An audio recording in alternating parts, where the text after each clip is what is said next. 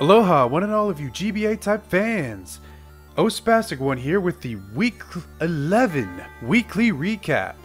Now, unfortunately, Confusion is not here with me to do the weekly recap this week, and at the time of this recording, it was just too crunched for time, could not find an assistant co-host. It's fine, I'll do this on my own. Confusion, I know you're with me in spirit. Alright, so we're going to jump straight into these matches. First off, we're going to talk about the Tampa Bay Lux Race versus the Pittsburgh Piratas. Mono bringing Roserade, Florges, Jirachi, Greninja, Rhydon, and Buzzwole. Old Man Tup brings Hydreigon, Tapu Koko, Staraptor, Steelix, Chandelure, and Cryogonal. Now to start the game off, Rhydon and Steelix trade rocks.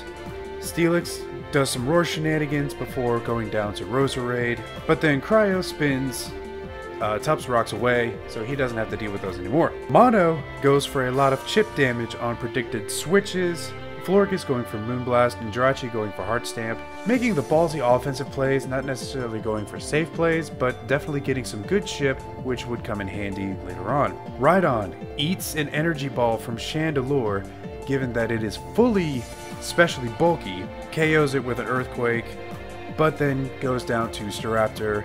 Unfortunate, but hey. Cryo goes down after getting some chip damage on Jirachi. Hydreigon comes in, sets up a Z's Sunny Day, gets the sun up, gets a speed boost up, but Florges comes in and even a sun boosted flamethrower is not enough to take it out. Florges does take it out with a Moonblast. Tapu Koko does come in, nails it with a Wild Charge, and takes out the Florges. Scarf Roserade comes in, gets a revenge kill on Tapu Koko with Sludge Bomb, deals good damage to Staraptor, which brings it down into good recoil range after a Brave Bird. Greninja comes in, finishes the game with a Water Shuriken. Not a whole lot to say about this game other than Tup making some good plays, bringing in a very interesting Z Sunny Day Hydreigon. Rhydon proving that you don't need to fully evolve it for it to be a monstrous defensive tank.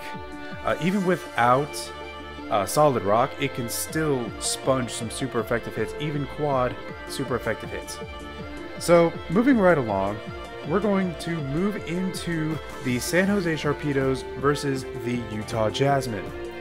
Tom brings Celesteela, Thunderous Therian, Nidoqueen, Vaporeon, Hitmonlee, and Darmanitan, while Necrostevo brings Hippowdon, Lantern, Zapdos, Cloyster, Scrafty, and Reuniclus.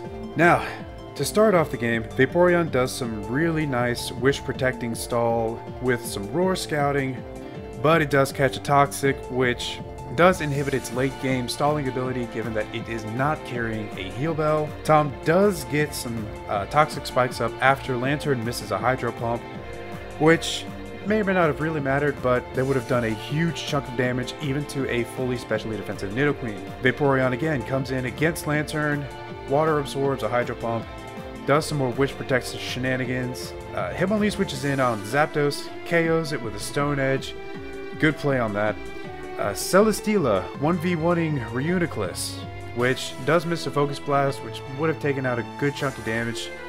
Which then Celesteela makes a nice prediction into Hippowdon, goes for the Giga Drain, gets a huge chunk of damage off, gets some really nice recovery, which forces Necrostevo to save Hippowdon for Death Fodder given how low on health it is. Celesteela does get a KO on Reuniclus, gets a Beast Boost, gets that special defense boost, which then allows it to take on Scrafty comfortably, kills it with an Air Slash, another Beast Boost, but Cloyster does come in and take down Celesteela with Icicle Spear. Thunderous Therian then outscarfs Cloyster, KOs it with a Grass Knot. Hitmonlee decides to come in again and clean up with High Jump Kick, taking out the Lantern and the Hippo. I don't care what Tom says about Hitmonlee, it is offensive if you do it right, and Tom clearly showing that he knows how to use Hitmonlee to great effect. Reckless High Jump Kick hurts. Plus, Hitmonlee with an AV can actually soak some really nice, especially defensive hits. Moving on, the next match is going to be the Florida Gators versus the Philadelphia Scizors. Gator brings Latios, Ferrothorn, Heatran, Mamoswine, Diggersby, and Pyukumuku. Chimpact brings Kieran Black, Cofagrigus, Azumarill, Decidueye, Fortress, and Thundurus Incarnate. Now right off the bat, Ferrothorn and Fortress trade hazards. Ferrothorn setting up rocks, Fortress setting up spikes, lots of early knockoffs. Azu putting in some good early offense versus Pyukumuku and Ferrothorn, despite having type disadvantages. Decidueye comes in, sets up a Swords Dance, Sucker Punches Latios to KO before it could pop off its Z Memento. Kieran Black comes in, KOs the Ferrothorn after 2 Iron Heads, but takes some good Iron Barbs damage, which then brings it into low range, enough for Heatran to come in later and take it out. Heatran then proceeds to KO Ferrothorn, Azumarill, and Kieran Black, all with a Scarf Fire Blast. Gator then misses a Fire Blast, swaps out, misses 2 Toxics after Trick Room is set up, but not to worry, Mamoswine takes out Decidueye before it can make use of another Swords Dance, takes a large chunk out of Thundurus Incarnate before it goes down to a superpower. Heatran just comes back and finishes up with Flamethrower. Scarf Heatran. Even though it didn't get a single Flash Fire boost, it was still a monstrous offensive threat. I really wish Swords Dance Decidueye had gone off. I would have loved to see that thing put in some work, show off what the Gen 7 starters can really do. Kieran Black, yeah, it's a huge offensive monster, but Ferrothorn, with its residual damage, proves again and again why it is in tier 2 and in the OU tier in Smogon. So yeah, we're moving along quickly, but without confusion to bounce off of, we're just going to move on quickly to the next game, which is going to be the San Diego Chimchargers versus the New Orleans Pelipers.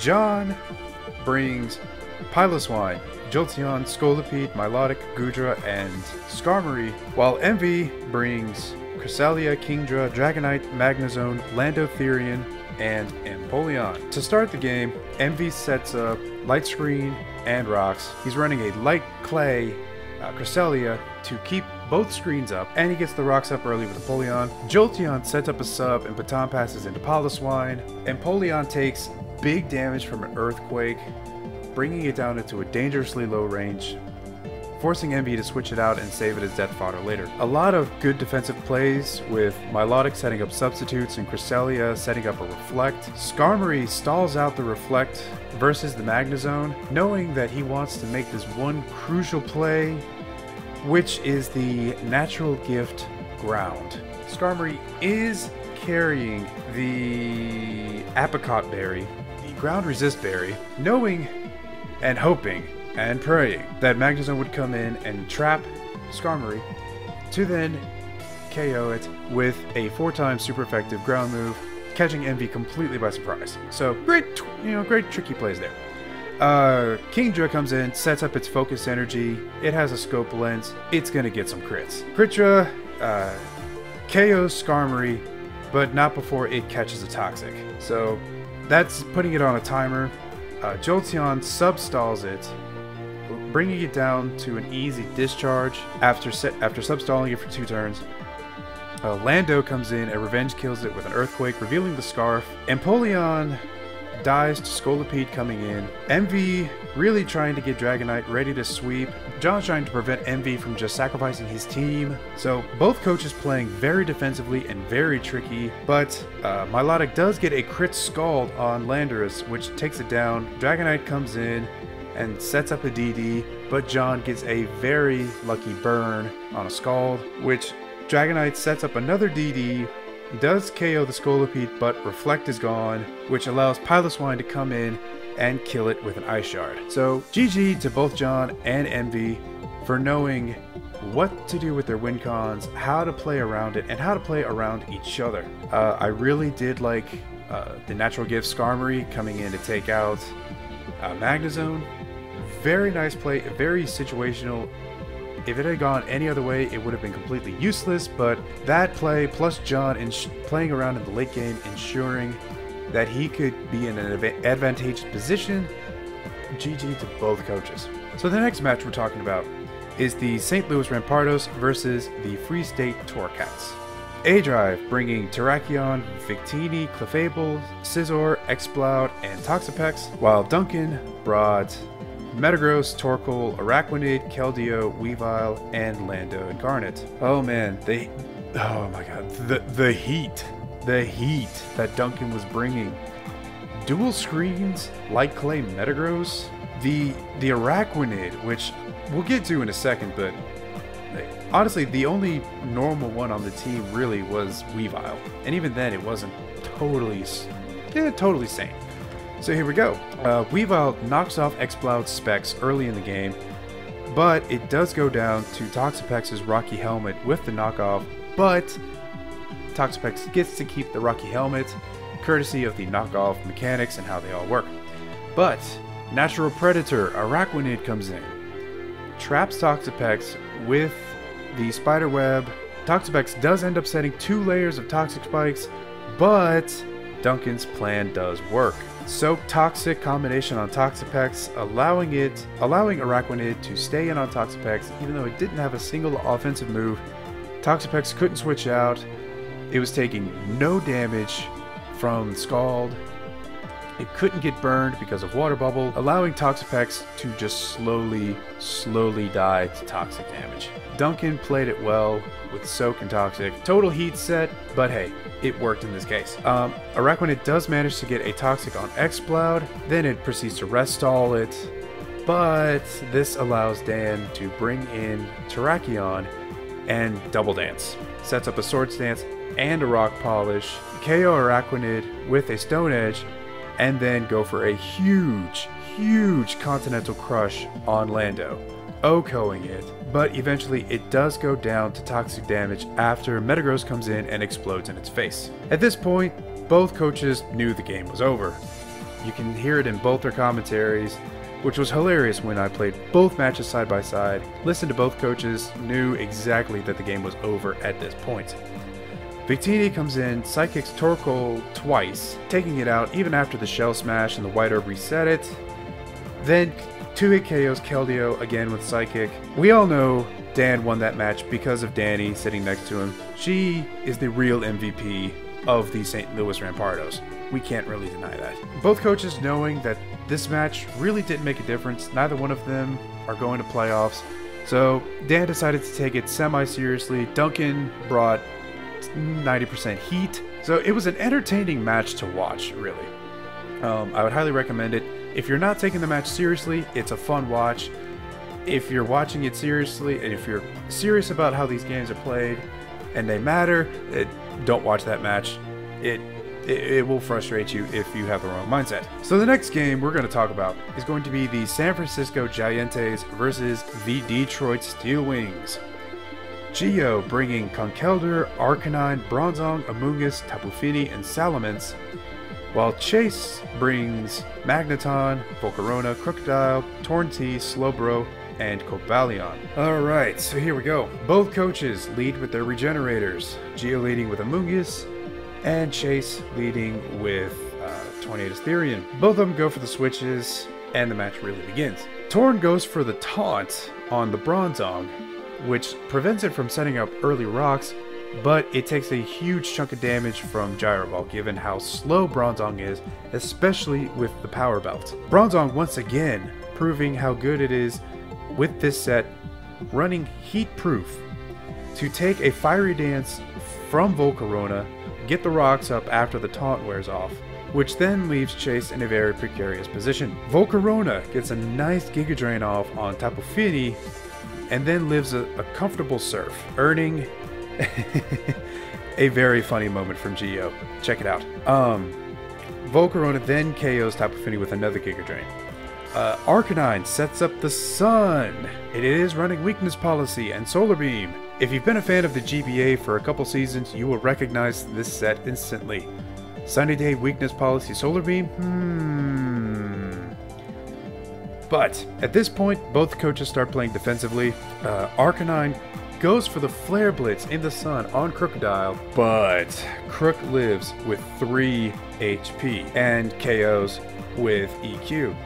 Arcanine goes down before it can set off its Caliente 2.0 shenanigans. I mean, if Geo had gone for Solar Beam, it probably would have been different, but hey, live and learn. It really didn't matter at that point in the match because here comes Salamence. Salamence comes in, Dragon Dances, and then it fires off Black Hole Eclipse, Dark Z, on Slowbro. It gets a very nice kill after rocks, gets a Moxie boost, and at that point, Salamence just goes on a rampage, getting Moxie boost after Moxie boost after Moxie boost. Goes just taking everything on Chase's team out with Earthquake and Crunch. It outspeeds a Scarf Magneton, and after the first Moxie boost, both coaches just looked at the game and went, that's GG. That has got to be GG. So, Gio, it was hilarious watching your video.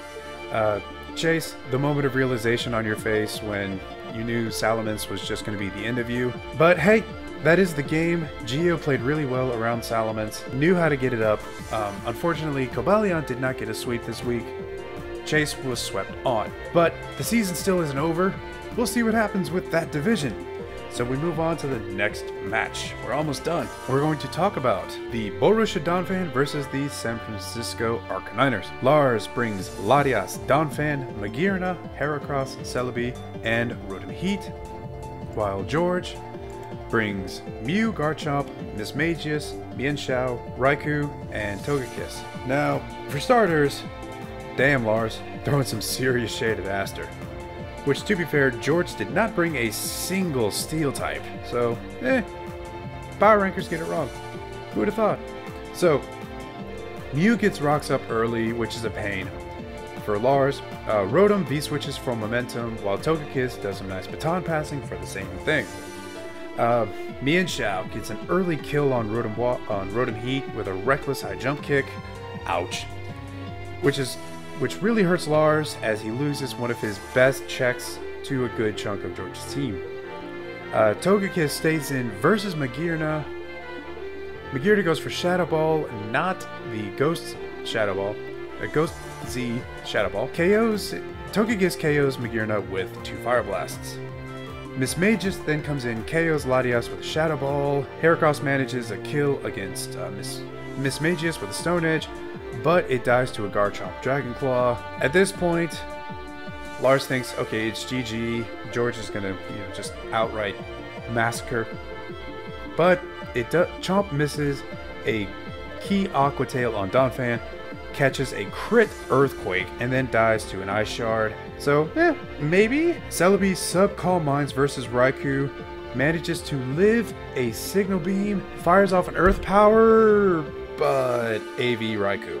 It lives the +1 Earth Power, and then takes out Celebi with another Signal Beam. Raikou then dies to Earthquake from Donphan after it eats a Hidden Power Ice, and then Donphan proceeds to get Toxic Roost stalled by Mew. So, GG to both coaches. Lars really turning the differential, like a potential disastrous differential, into a manageable 3-0. Both coaches really understanding the importance of momentum, particularly Togekiss with Baton Pass. Lars proving that if you persist and if you don't immediately give up hope, you may come out better than before. You may not win, but it's not going to be a total loss. So the final game that we're going to talk about is the Milwaukee Sawsbucks versus the Alolan Athletic.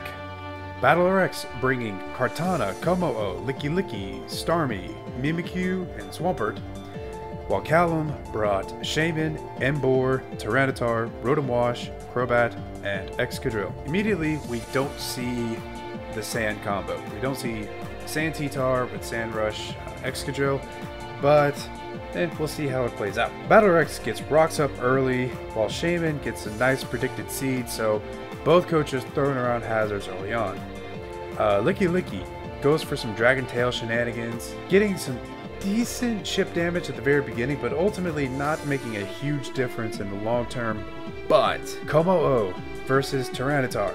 Como-o gets a huge EQ on T-Tar, and then T-Tar goes for the Roar, but Como is running Soundproof this week, which completely negates it. After that huge damage, Callum is forced to sacrifice T-Tar. Como-o goes for the sub, Dragon Dances, but is scared out by Banded Crobat. Licky will die to 2 Brave Birds from it. Excadrill spins the rocks out, which allows Crobat to stay in a little longer.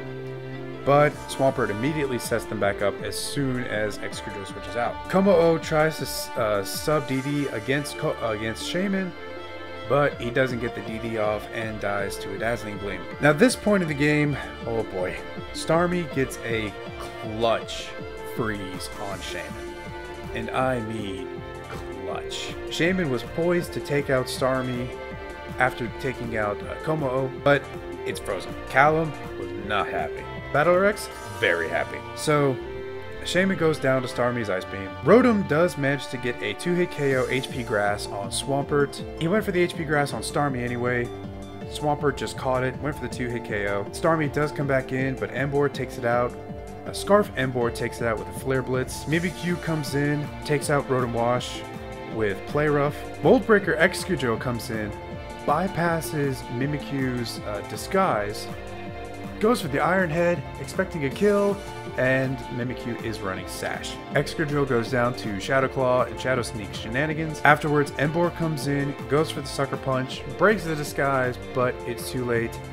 Mimikyu takes it out with another Shadow Claw, Shadow Sneak combo, leading to a 2-0 victory for the Milwaukee Sawsbucks. Now, say what you will, say this was a hacksy match. You know, I will say that Ice Beam freeze on Shaman really did make a difference. I'm not going to say it mattered. It may or may not have made a huge difference, as Kartana was running Scarf and it would have outsped Scarf Emboar, but it really did turn momentum in BattleRx's favor big time. There is absolutely no denying that whatsoever. So that's it for the main games.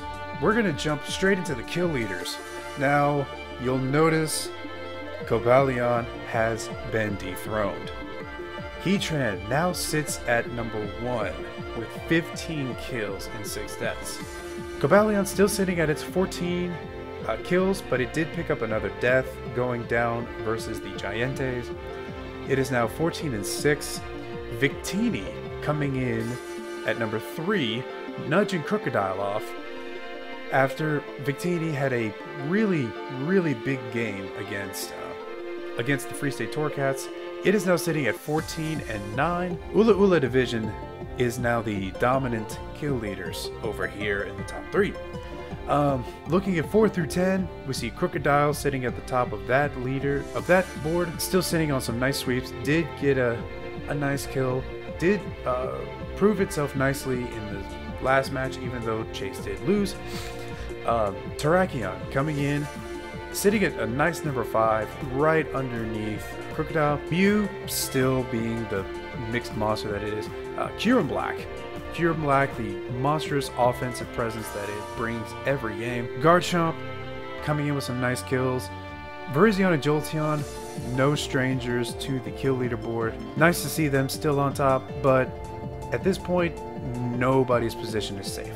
So Ula Ula Division holding 4 of the top slots in the top 10 kill leaders, 2 of them belonging to the St. Louis Rampardos, while the Detroit Steel Wings still have 2 representatives, and the San Francisco Arcaniners representing the Pony Division in the top 10 kills. So speaking of the conference breakdowns, looking at the Sun Conference, not a whole lot has changed as far as position goes in the Ula Ula Division.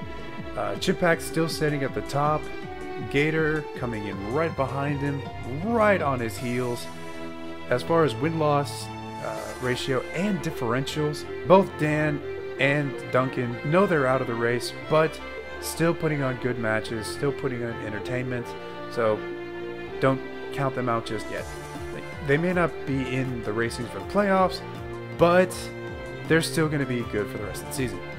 The Pony Division looking a lot closer, as the San Francisco Arcaniners and the Tampa Bay Lux Race are neck and neck.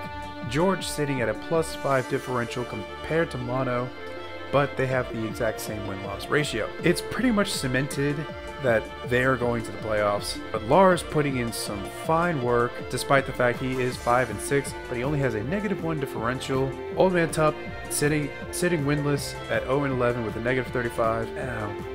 So the Moon Conference, perhaps the most interesting division so far, is the Melee Melee division. The most interesting division in the league, not just the Moon Conference. Gio picking up a nice win against Chase this week, putting him up at 7-4. Chase sitting at 5-6. Tom sitting at 5-6, and Necrostivo sitting at 5-6. The differentials do separate them, but that just means that next week makes all the difference. Nobody is safe. Everyone's position is up in the air. Gio may or may not be secured. Probably is, but we'll see what happens. But the Akala division, Envy sitting at 9-2 with a +22 differential. John sitting at 7-4 with a +11. So it looks like their spots in the playoffs are cemented. Callum with a 4-7 and Steve sitting at 2-9. Good on him for getting a win. Yeah, it's too late in the season, but a win is still a win. Differential is still differential. So that will do it for this week's recap. Yeah, that's pretty much it. Sorry, it's just me versus me and confusion.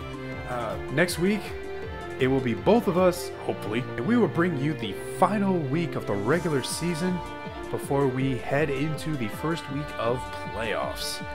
I look forward to seeing you all in week 12. Aloha, everybody.